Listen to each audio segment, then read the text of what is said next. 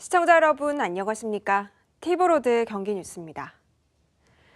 이천시가 여의도 면적의 2배에 달하는 9만 리들을 공원 등으로 만들겠다는 계획을 세우고도 토지주들에게 알리지 않은 것으로 드러났습니다.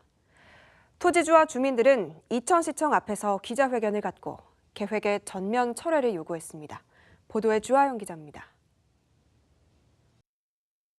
2025년 이천도시관리계획 재정비 주민 공람 공고안입니다.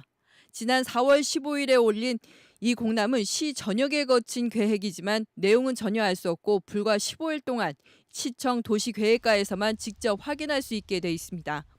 공고에 자세한 내용은 없지만 공람 내용 중에는 여의도 면적 2배에 달하는 44만 제곱미터인 이천시 안흥동 일대 9만 리들을 공원 등으로 개발한다는 내용이 담겼습니다. 그런데 토지주들과 주민들은 공람 기간이 끝날 무렵에야 이 사실을 알게 됐고 이천시가 주민들에게 알리지 않았다며 크게 반발했습니다. 절차상의 문제를 저는 제기를 하고 싶습니다. 농민들한테 알리지도 않고 또 이 큰 프로젝트를 사전 타당성 조사도 없이 이렇게 집행하는 것은 시민이 주인인 이천의 그 행정에 큰 오류를 남기는 거고. 이천시청 앞에서 1인 시위와 함께 현수막을 붙이며 반발해오던 주민들은 대규모 집회를 열고 개발 반대의 목소리를 높였습니다.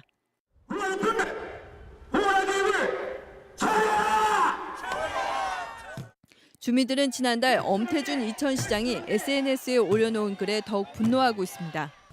현재는 농가밭이 대부분인 이곳에 5천 대의 화물차를 세울 수 있는 대형 공영 주차장을 도시계획을 거쳐 기획하고 있다는 내용 때문입니다. 5천 대 이상 주차장이 들어설 수 있는 곳은 2025년 도시관리계획의 9만 리들 뿐이기 때문입니다. 이천시에 이 같은 대형 개발이 필요한지도 의문입니다. 토지 수용을 하고 그리고 또 토목, 건축들을 하려면 수천억이 들어가는 걸로 알고 있습니다. 이런 수천억을 투입할 가치가 있는지 농민들의 반대에도 무릅쓰고 이런 사업을 이천시에서 꼭 필요한 사업인지 묻고 싶습니다. 주민들은 9만 리들 관련 개발 계획이 백지화될 때까지 집회 등 실력 행사에 나설 것을 예고했습니다. 이에 대해 이천시는 도시개발계획은 아직 계획 중으로 주민 의견 수렴 과정 등을 거쳐 진행하겠다고 밝혔습니다. 티브로드 뉴스 주하영입니다. 경기도 건설업계의 불법 행위와 불공정 관행을 근절시키기 위한 종합대책을 내놨습니다. 관급공사에 있어선 직접 방문해 실태를 확인하고 공익 제보를 할 경우 최대 2억 원의 포상금을 지급하겠다고 밝혔습니다. 박일국 기자입니다. 경기도가 건설업계의 불법 불공정 행위를 뿌리 뽑겠다고 밝혔습니다. 우선 규모가 큰 등록 건설업체의 경우 사무실을 직접 방문해 자격 요건을 확인할 예정입니다.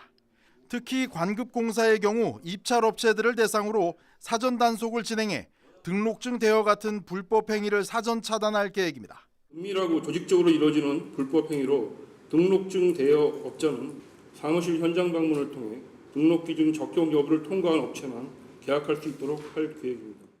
규모가 작은 소규모 업체는 시군과 합동 단속을 진행하고 하도급 실태도 점검할 예정입니다. 경기도는 국민권익위와 함께 공익 제보를 접수하고 내부 고발이나 공익 제보자에 대해 최대 2억 원의 포상금을 지급하겠다고 밝혔습니다. 도는 12명의 전담 단속반을 구성하고 지난 3월과 4월에만 124건을 적발해 이 중 한 건은 수사 의뢰해 놓은 상태입니다. 건설업 페이퍼 컴퍼니가 근절될 때까지 지속적으로 단속할 것입니다. 이를 위해 단속 전담팀을 구성하였고 공익제보 핫라인을 통해 홍보 및 제보를 강화하겠습니다.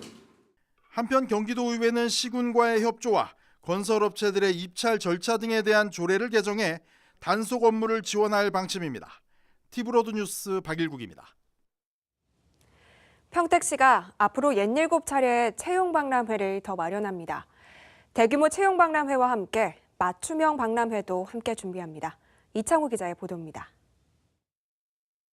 지난 4일 평택시 이축 레포츠 공원에서 진행된 2019 청년 채용 박람회. 청년들만을 위한 채용 박람회에는 평택 지역 40개 기업이 참여했고 구직자 350명이 박람회장을 찾았습니다. 기업들은 현장 면접을 통해 구직자 중 116명을 채용하거나 재면접을 결정했습니다.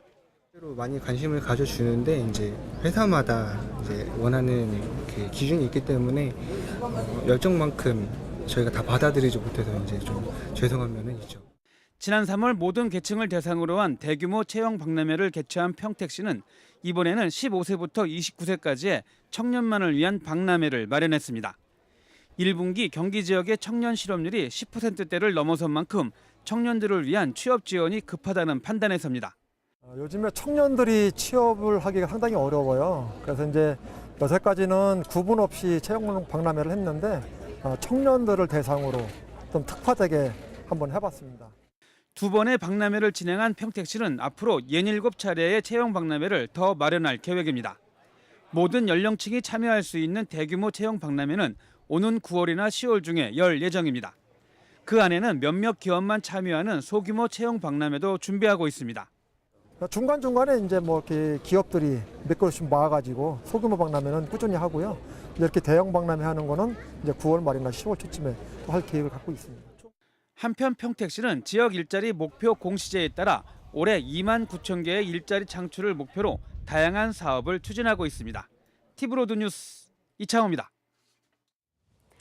앞으로 자전거를 타고 평택호부터 한강까지 논스톱으로 갈 수 있게 됩니다. 평택과 오산, 용인시 등 경기 남부 주요 도시를 잇는 자전거 도로가 생기는데요. 해당 지자체장들이 모인 가운데 미완성 구간의 빠른 공사 완료를 위한 기원 행사가 열렸습니다. 박희분 기자가 보도합니다. 천변을 따라 시원하게 내뻗은 자전거 도로. 평택호 진위천을 출발해 오산과 용인을 거쳐 서울 한강까지 연결되는 코스입니다. 예상되는 총 길이는 약 100km. 현재 10개 코스, 17개 사업지구로 분류돼 공사가 진행 중입니다. 경기 남부 주요 도시를 논스톱으로 연결하는 자전거길 기원 행사가 열렸습니다. 전체 구간에서 미완료된 지역의 공사를 빠르게 마무리 짓자는 취지입니다. 이 자전거 길이 완성되면은 서울과 성남, 용인, 화성, 오산, 평택 이 시민들의 소통의 길이 될 거라고 봅니다.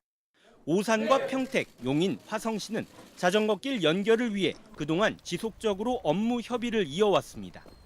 10년 전부터 서울과 경기 남부권을 잇는 자전거 도로 계획이 추진됐지만 번번이 무산됐고 지난 2014년 생태하천 복원사업 추진과 함께 지자체와 수질 개선을 위한 협약이 진행되면서 천변을 따라 자전거길을 만들자는 구상이 본격화된 겁니다. 그야말로 수도권 중앙 남부 쪽에 큰 획을 이루는데 그 주변에 사는 모든 시민들에게 아마 힐링의 공간으로서 최고의 적지가 되지 않겠나 하는 생각이 듭니다. 현재 미완료 구간은 4곳.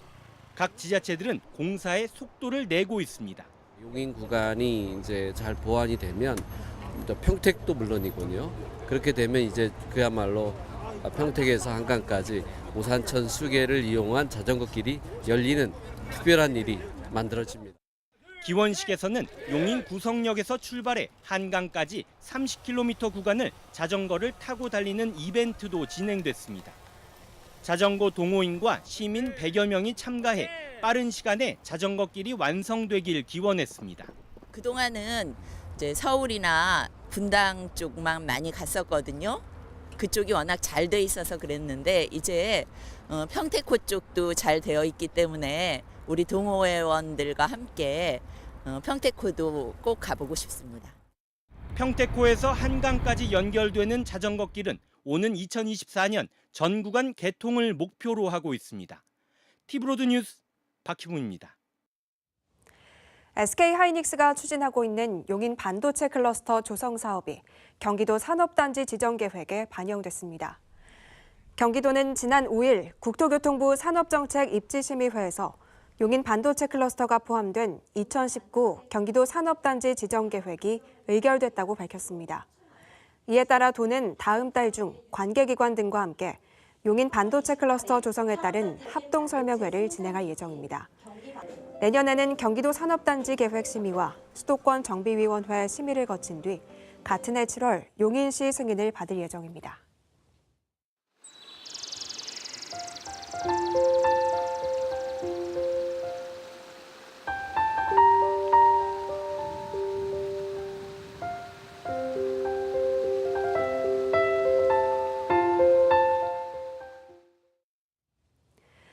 3.1운동 100주년을 맞아 수원에서 주목받고 있는 학교가 있습니다. 바로 3.1상업고등학교와 중학교인데요. 6월 호국보훈의 달을 맞아 재조명되고 있는 3.1학교의 역사를 취재했습니다. 김효승 기자입니다. 수원 매향동에 자리한 3.1중학교. 빨간 벽돌로 만든 학교 도서관은 독립운동 사적지입니다. 3.1운동 이후인 1920년대 구국민단의 근거지이자 3.1학교 학생들의 배움터로 활용됐습니다. 도서관 바로 뒤에 있는 3.1상업고등학교 건물도 독립운동의 역사를 간직하고 있습니다.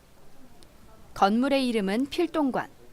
수원 지역의 대표적인 독립운동가 필동 임면수 선생의 호를 딴 겁니다. 건물 입구에는 임면수 선생의 사진이 자리하고 계단을 따라 수원 지역 독립운동 역사가 빼곡히 채워져 있습니다. 포스터마다 독립운동에 헌신한 학교 설립자에 대한 자부심이 느껴집니다. 1903년에 임면수 선생님이 자기의 모든 재산을 다 헌납하셔서 학교를 설립하셨어요. 그 위치가 3.1 종로교회의 위치입니다. 그 이후에 이하영 선생님과 힘이 합쳐져서 이사장님도 하시고 교장도 하신 그런 역사 깊은 그런 학교입니다. 교내 곳곳에 3.1운동의 역사와 선열의 업적이 묻어나고 아예 역사관까지 자리하고 있습니다. 학생들은 방화수루정부터 교정까지 이어진 항일 역사에 자부심이 남다릅니다. 뒤쪽에 방화수루정 있는데 거기 일단 만세운동이 일어났던 곳이기도 하고 필동 임면수 선생님과 이하영 목사님께서 설립하신 학교고 그것 때문에 솔직히 자긍심이랑 자부심이 좀 많이 느껴지고 독립운동가들로 인해서 지어졌다는 학교라는 것부터가 되게 자부심이 느껴지고 이 수원 지역의 3.1 운동을 이끌었기 때문에 3.1운동 100주년이자 호국 보훈의 달을 맞아 학생들이 3.1학교의 역사를 기념하기로 했습니다. 3.1운동 역사와 임면수 선생을 담은 그림들이 벽면을 채우고 학생들이 손수 만든 쿠키와 음료에도 3.1운동이 담겼습니다.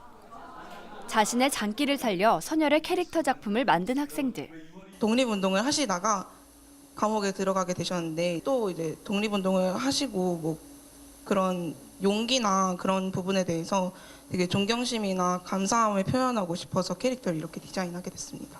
함께 독립운동가의 명언을 되새기기도 하고 죽는 날까지 하늘을 우러러 한 점 부끄럼 없기를 입새에 있는 바람에도 나는 괴로워했다. 나라를 지킨 선배에 대한 마음을 담아갑니다. 독립운동가들이 우리나라를 위해서 이제 한 목숨 바쳐가면서 이렇게 지키셨잖아요.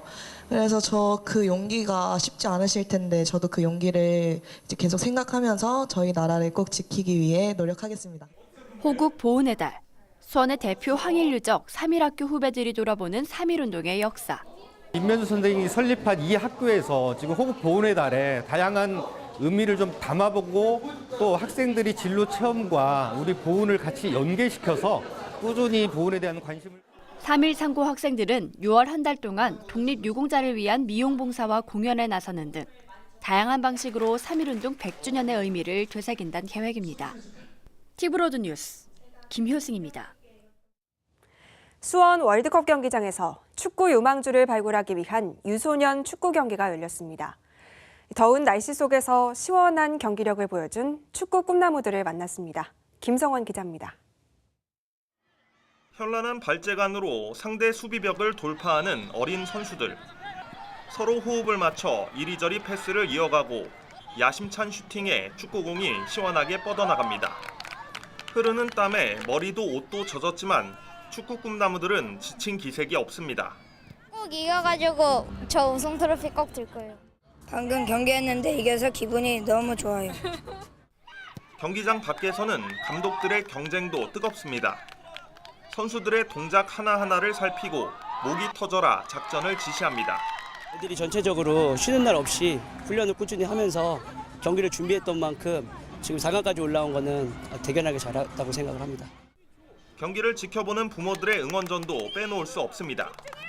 자녀들의 이름을 부르며 연신 파이팅을 외칩니다. 기분이 상당히 들떠있고요. 이렇게 운동에 나와서 어린이랑 같이 함께 호흡하니까 진짜 세상에 행복하다고 할까요? 정말 기쁘고 행복합니다. 지금 하는 모습이 너무너무 멋있어요. 제 2의 손흥민이니까 많이 지켜봐 주세요.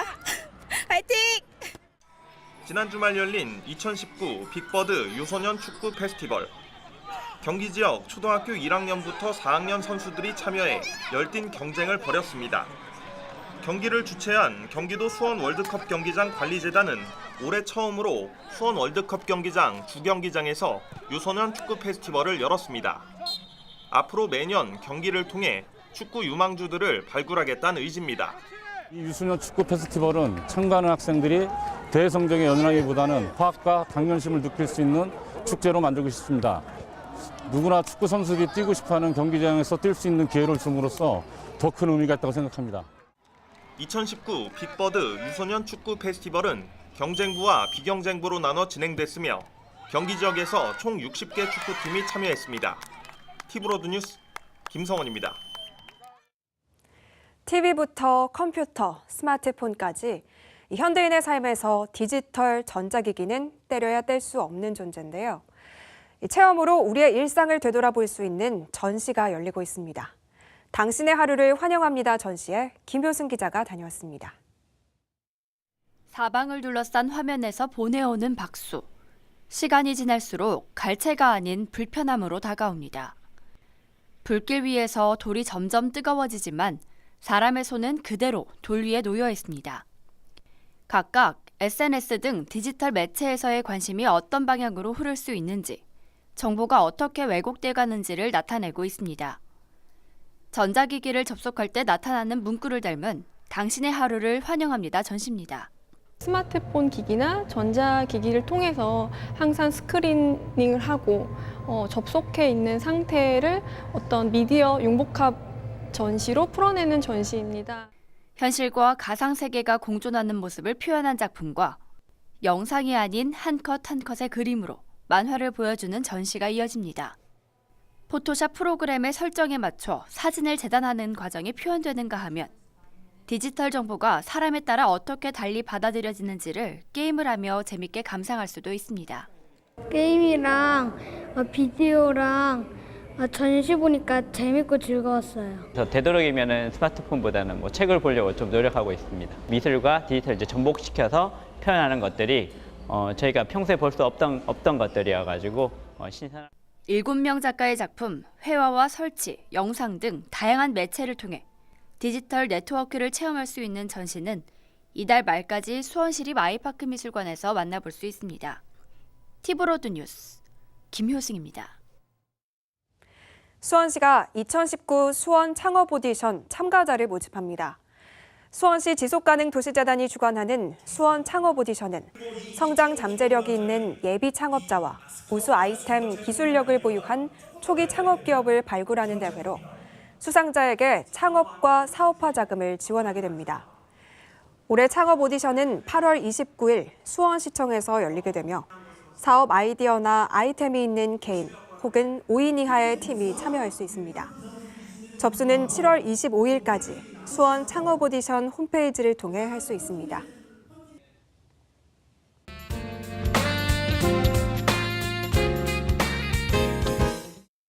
따뜻한 봄 공기가 무르익으며 한낮에는 초여름 날씨를 느낄 만큼 때이른 무더위가 훌쩍 찾아왔습니다. 이런 시기일수록 외출할 때 옷차림만큼 신발 선택도 고민되는데요. 오늘은 알아두면 유용한 남성화 스타일링 방법을 소개합니다.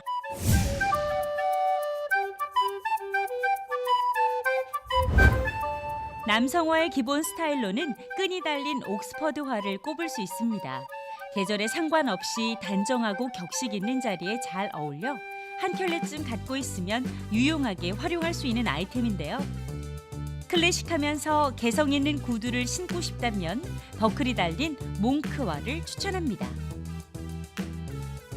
만약 편안하고 활동적인 신발이 필요하다면 보팅 슈즈가 좋은데요. 두툼하면서도 유연한 소가죽으로 밑창이 가볍고 볼이 넓은 것이 특징입니다. 쾌청한 날씨와 함께 행사가 많은 요즘 신기 알맞습니다.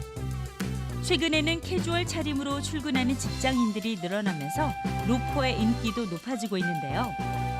로퍼는 면바지나 반바지 그리고 수트에 잘 어울리는 만능 아이템이기도 합니다. 크게 유행을 타지 않는 무난한 디자인이기도 한데요. 30년간 남성화를 제작한 김기현 대표에게 좋은 남성화의 기준을 들어봤습니다. 신발 선택 기준으로 봤을 때요. 첫째가 내 발 모양하고 신발하고 비슷한 신발. 둘째가 가죽. 세 번째가 센터입니다. 센터가 안 맞으면 모든 신발은 불편하고 발이 아픈 거예요. 뭐 굽이 높다고 해가지고 불편한 게 아니고 센터만 맞아주면 신발은 편안한 신발이다. 저는 그렇게 생각하고 있어요. 마지막으로 남성화 선택 노하우를 알려드립니다. 세련되고 깔끔한 이미지를 연출하고 싶다면 발볼이 넓지 않은 날렵한 디자인을 추천합니다. 색상은 어떤 옷에나 잘 어울리는 검은색, 갈색이 인기가 높은데요. 은은한 광택감도 눈여겨봐야 할 요소입니다. 스티치 라인과 버클, 가죽의 무늬에 따라 신발의 느낌이 좌우될 수 있다는 점도 기억하세요. 지금까지 왓츠업 투데이였습니다. 다음은 지역 소식입니다.